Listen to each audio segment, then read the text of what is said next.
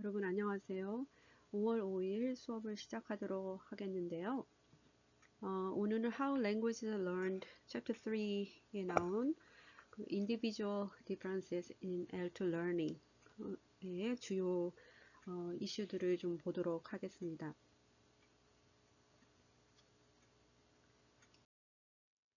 자, 우리가 지난주에도 L2 학습에 있어서 이 개인적인 차이가 있을 수 있고 그 개인 차이를 만들어낼 수 있는 여러 변인들에 대해서 좀 살펴보았습니다.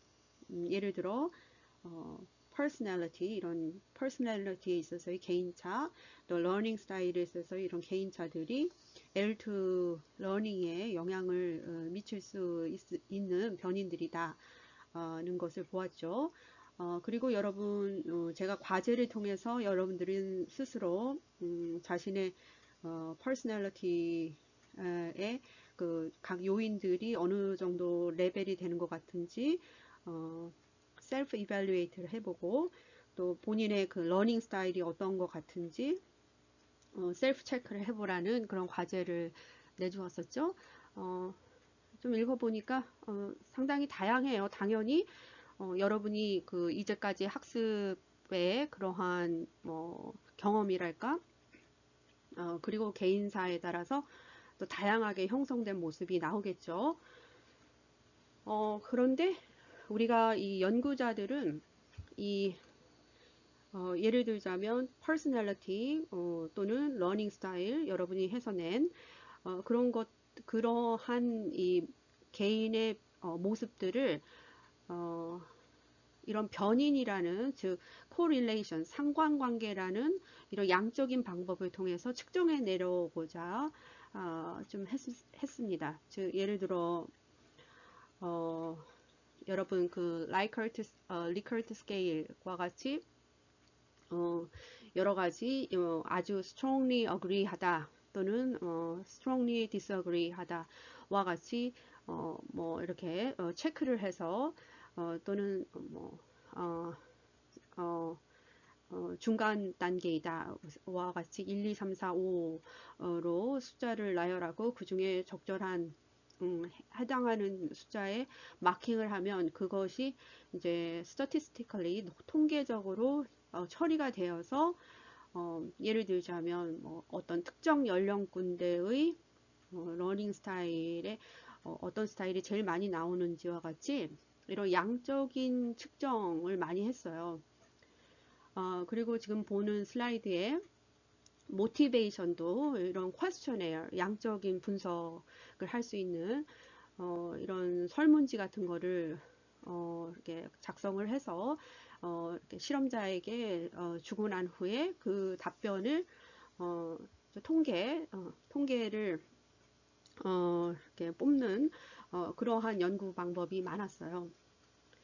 그래서 가장 예를 들어 모티베이션 이 우리는 언어 교육에 관한 것이니까 이 우리가 이제 학습 동기 또는 동기와 관련된 언어 학습을 연관된 무슨 퀘스처네어를 만들어낼 수 있겠죠. 자, 예를 들어서 여러분은 얼마나 뭐 교실 이외에서도 영어를 사용합니까? 그러니까 교실 수업 이외에 다른 장소에서 얼마나 영어를 사용합니까? 이런 질문, 퀘스처네어가 있다라고 생각해 보세요. 그렇다면 그것에 대해서 나는 아주 자주 사용한다. 1번. 나는 거의 사용하지 않는다. 5번. 그 중간 단계는 한 3번. 이라고 해서 이 학생들에게 또는 설문지 그 참여자들에게 돌리고 나서 모은 후에 이제 분석을 하겠죠. 그러면 우리가 이런 양적 분석 방법에서는 어떤 가정을 많이 하냐면 교실 수업 이외에서 영어를 많이 사용한다. 빈도수죠. 빈도수가 높다.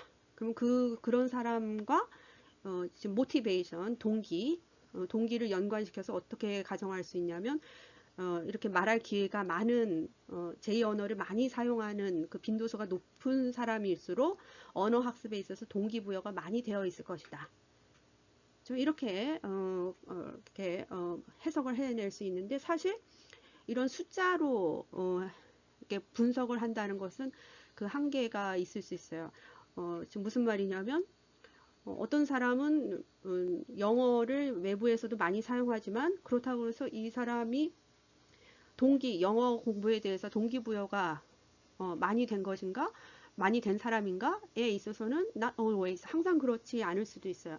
즉 자기가 외부에서 영어를 많이 사용하게 되는 그 이유가 이러저러한 이유 때문에 자기가 말을 할 수밖에 없는 그런 상황에 있어서 자기는 그렇게 하고 싶지는 않지만 해야만 하는 상황이라서 또 할 수도 있다는 얘기예요. 무슨 말인지 아시겠죠? 이와 같이 지금 제가 설명하려고 하는 것은 이런 개인 변인들, 이제 오늘은 모티베이션도 할 텐데요.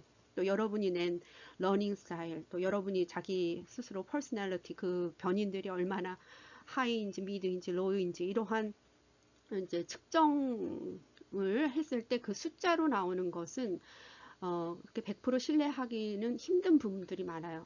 양적으로 이 넘버로 어프로치 하는 데는 이렇게 한계점이 있어 왔었다라는 것이고요. 그다음 슬라이드에서 볼 수 있는 그 language proficiency test 여러분 많이 해보셨죠? 토플 시험이나 토익 시험이나 기타 등등 여러 이 language proficiency 테스트를 해봤을 거예요. 그런데 이 language proficiency 테스트 자체에도 의구심을 품을 수 있어요. 그렇죠? 지금 무슨 말입니까?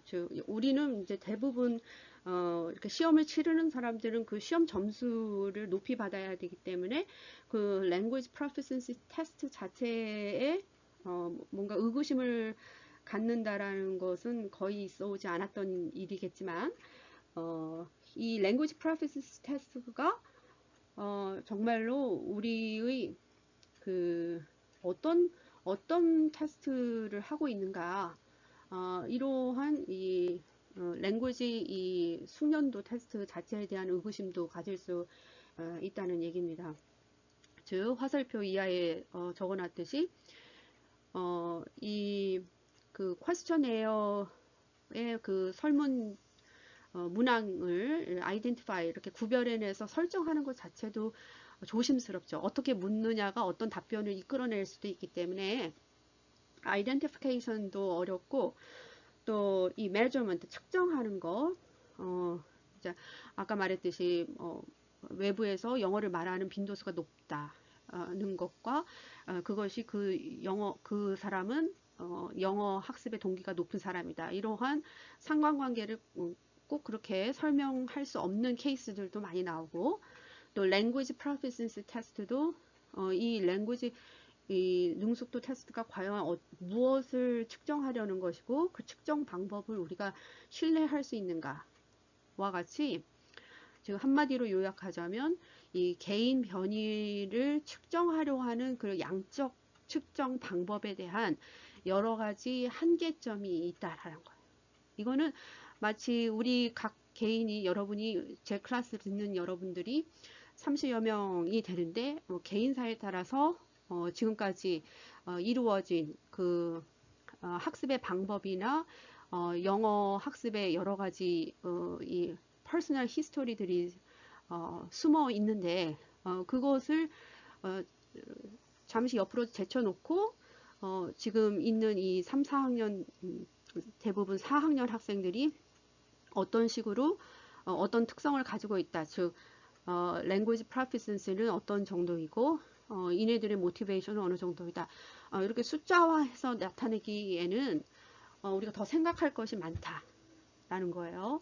그리고 이 슬라이드의 제일 하단에 적어놓은 좀 더 이제 우리가 퀘스천에어나 이러한 이 코릴레이션을 파악하는 거에서 이제 좀 더 들어가 보면 이 소셜 세팅하고 에듀케이셔널 세팅이 더 이제 깊숙이 들어가야 되고 그러다 보면은 그 개인 학습자를 파악하는 그 내용들이 더 복잡해지게 된다는 얘기입니다.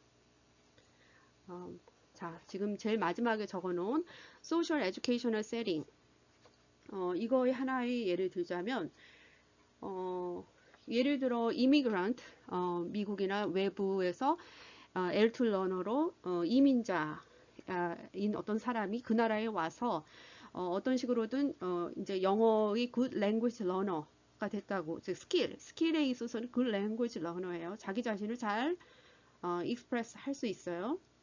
그러나 그 커뮤니티, 그 소셜 세팅 또는 그 사람이 있는 그 에듀케이셔널 세팅에서 그 사람이 뭐 모르겠습니다. 여러 가지 이유로 인해서 어떤 valued 파트너로 인정받지 못할 수도 있어요. 즉 성공적인 언어 학습자로 인정받지 못할 수도 있어요. 그것은 내밀한 그 내면을 좀 파악해 봐야 됩니다. 즉 그것이 또래 사이에 무슨 파워의 관계인지 아니면 그 사람의 무슨 어떠한 이 백그라운드에서 이렇게 그 주변 환경과 이렇게 연결된 무엇에 의해서 이 사람이 good language learner인데도 그 사회에 정말 successful learner로서 인정받지 못하는 그 상황들을 이제 또 들어가 본다면 이 러너의 지금 이 슬라이드의 제목은 learner characteristics, 그 학습자의 특성에 대해서 연구한다라는 것은 단순히 뭐 설문지를 주고 테스트를 해서 거기에 나오는 넘버를 분석해 가지고 이 사람은 이러한 특징을 가진 러너이다. 뭐 그것도 기본적인 베이스로서의 우리에게 knowledge를 줄 수 있지만 그러한 숫자 중심의 학습자 파악은 not enough, 충분하지는 않다라는 거예요. 그래서 여기서 이제 등장하는 것이 이제 양적에서 더 나아가서 질적으로 좀 더 세분화시키고 더 면밀히 들어가 봐야 되는 거. 지금 소셜 세팅, 그 사람 학습자의 에듀케이셔널 세팅, 이런 세팅 안에서 그 학습자의 특성이 어떻게 성장하고 발전하게 되고 지금의 그 모습으로 있는가를 보아야 한다는 것입니다. 자, 이거는 여러분들이 교사의 그 퍼셉션에도 굉장히 중요해요. 즉 학생들의 학생들이 보여주는 그런 number를 beyond the numbers, number를 좀 더 넘어가서 그 personal setting in terms of society and education 그 레벨들을 모두 고려하는 이러한 양적 플러스 양적이 완전 무시당하는 해야 된다는 것은 절대 아니지만 그것만을 우린 너무나 지나치게 강조하는 것들이 있었어요. 그래서 이제는 좀 더 양적 플러스 질적으로 좀 그 히스토리 개인의 그 개인화 과정을 좀 더 면밀히 보는 그런 교사 인식이 필요하다라는 것입니다. 그래서 사실 이 지난주부터 한 이런 individual differences second language learning은 뭐 기본 텀 이런 개념어들은 물론 알아두어야겠지만 핵심은 beyond numbers, 이 넘버를 넘어서 이런 그 personal context를 생각한 그런 individual considering of individuals in second language learning, 그것이 가장 핵심입니다. 그럼 챕터 3에 나와 있는 그 개인 변인들 한번 보도록 합니다. 첫 번째로는 intelligence입니다. 자, 우리 지능이라는 것은 performance on certain kinds of tests 라고 할 수 있죠. 어떤 테스트의 그 수행력이라고 할 수 있습니다. 그리고 이 IQ 테스트 여러분 이제까지 한 번 정도는 받아봤을 거예요. 학교에서 받는다든지 그런 경험이 있을 텐데 이 IQ 테스트는 우리가 언어 학습과 연관시켜 본다면 언어 학습의 목표인 communicative ability의 신장, 이런 언어 의사소통 능력보다는 metalinguistic knowledge, 초언어적 지식에 더 얼마나 뛰어난지를 보고자 하는 테스트의 성격이 강합니다. 그래서 이 IQ 테스트, IQ를 가지고 이 언어의 그 성취도를 연관시켜서 보기에는 좀 그 IQ 테스트 성격이 좀 다르다, 근본적으로 다르다라는 거고요. 하나 연구를 보자면 이 캐나다의 그 프렌치 이머전 프로그램에 속해 있는 학생들의 경우, 즉 이머션이라는 것은 어떤 타겟 랭귀지로 컨텐츠를 가르치는 것이죠. 즉 프렌치 이머전 프로그램이라는 것은 이제 모든 교과목을 프렌치로 가르친다라는 얘기예요.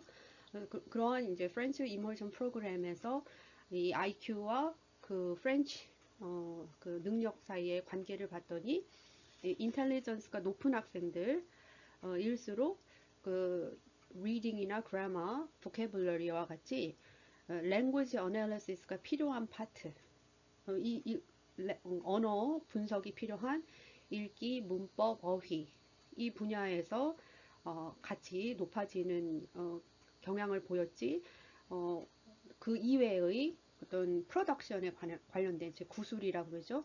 이런 프로덕션 스킬과는 이 인텔리전스의 높거나 낮음의 유무와 프로덕션 스킬과는 연관성이 없고 오히려 언어 분석을 바탕으로 하는 즉 IQ 테스트의 속성도 어널리시스죠. 분석력을 바탕으로 하는 읽기, 문법, 어휘는 상관관계가 높게 나왔다. 라는 것을 보아서 이 IQ 테스트는 언어 분석이나 아니면 룰 러닝, 즉 규칙 학습과 연관되는 것이지 이 프로덕션 스킬과는 좀 연관성이 떨어진다. 이러한 결과도 있고요. 또 마지막에 적어놓은 가드너의 그 멀티플 인텔리전스 다중지능론이라고 하죠. 많이 들어보셨죠?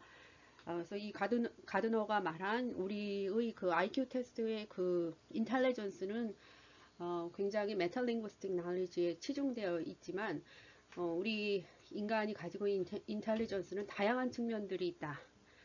그래서 여러 인텔리전스의 그 파트들을 소개합니다. 이와 같이 단순히 인텔리전스가 높다고 해서 언어 능력이 같이 높을 것이다 라는 이런 상관관계는 항상 성립하는 것은 아니고 그 IQ 테스트의 성격도 언어의 특정 부분과만 관련되어져 있는 것으로 알려져 있습니다. 자, 다음으로 aptitude와 language learning을 생각해 봅시다. aptitude라는 것은 the ability to learn quickly. 이 적성이라고 하죠. 적성인데 우리가 일반적인 전제는 이 aptitude가 높을수록 무엇인가를 쉽게 빠르게 배운다. 이런 전제를 가지고 있습니다. 그렇죠? aptitude가 높을수록 러닝에 있어서 좀 더 쉽고 또 빠른 러닝이 가능하다. 자, 그래서 이 aptitude 테스트는 여러분 아마 들어본 여러분들 가운데는 들어본 사람도 있을 거예요. MLAT 테스트 또는 MLAT, 즉 Modern Language Aptitude Test, 그리고 PLAB, Pimsleur Language Aptitude Battery와 같이 이런 이 적성을 측정하는 그런 양적인 그런 측정을 가정하는 이 테스트들이 있어요. 그런데 이 양적 측정을 기반으로 하는 이런 aptitude 테스트에 대해서 역시 이런 테스트도 language learning에 있어서 이 communication의 그 interaction을 적당하게 이렇게 측정하기에는 이 테스트에는 한계가 있다 라는 것이 지적되어져 왔습니다. 그리고 또 이 aptitude 적성이라는 것과 또 이 적성에는 또 여러 가지 컴포넌트들이 있다. 즉 aptitude를 이루는 여러 가지 요소들이 있다. 그래서 그 요소들이 어떤 러너마다 모두 강한 경우는 없고 그 aptitude 적성의 여러 컴포넌트들 중에 어떤 것들은 더 강하고 학습자마다 어떤 것들은 더 약하고 이런 차이들이 있기 때문에 그런 복잡한 이 aptitude의 이 요인들을 잘 연관지어서 살펴볼 필요가 있어요. 예를 들어서 워킹 메모리 같은 경우는 우리가 쇼텀 메모리라고 그러죠. 단기 기억에 도움을 주는 워킹 메모리의 그런 측면에서 aptitude를 본다면 어떤 학생은 스트롱 메모리, 즉 이 단기 기억력이 굉장히 좋지만 언어 분석에 있어서는 average, 보통 수준이 있을 수 있고요. 또 다른 연구에 의하자면 예를 들어 analytic ability 이런 분석 능력은 높지만 메모리는 또 약할 수가 있어요. 조금 전에 이야기와 다르죠. 메모리가 조금 전에는 어떤 학생이 있을 수 있다고 그랬어요. strong memory 그러나 average ability in language analysis. 또 다른 학생은 average on memory. 메모리는 보통 수준인데 high on analytic ability. 이런 학생이 있을 수 있어요. 그러면 첫 번째 good memory, strong memory를 가지고 average analytic skill을 가진 학생들에게는 어떤 교육을 시키는 게 좋으냐면 이 언어에 있어서도 기능 중심, functional use를 중심으로 펑션 중심으로 왜냐하면 그 메모리 스킬이 좋기 때문에 오히려 적합할 수 있고요. 반대로 high analytic ability를 가진 메모리 에버리지 레벨의 학생들에게는 grammatical structure, 왜냐하면 분석력이 좋은 학생들이기 때문에 와 같이 이 aptitude의 그 여러 컴포넌트, 지금 보았듯이 working memory라는 것도 하나 들어가고 또 또 하나 language analysis ability 이 두 가지를 보았죠. 그 컴포넌트가 모두 강한 학습자는 이제 드물기 때문에 그 어떤 요소에 강한가에 따라서 이제 teaching, language learning 또는 teaching에 있어서 그 방법도 달라질 수 있다. 이렇게 보여지고 있습니다. 요약을 하자면 aptitude라는 것을 측정하는 테스트 자체가 이 language learning의 모든 것을 밝혀주기는 힘들다라고 밝혀져 왔고, 또 두 번째로는 working memory와 language analysis 의 그 컴포넌트를 갖고 있는 aptitude 이 적성이 모두 갖춰준 학습자는 드물기 때문에 어떤 부분이 강한가를 포커스를 맞추어서 랭귀지 티칭이 이루어지는 것이 바람직하다라고 알려져 왔습니다.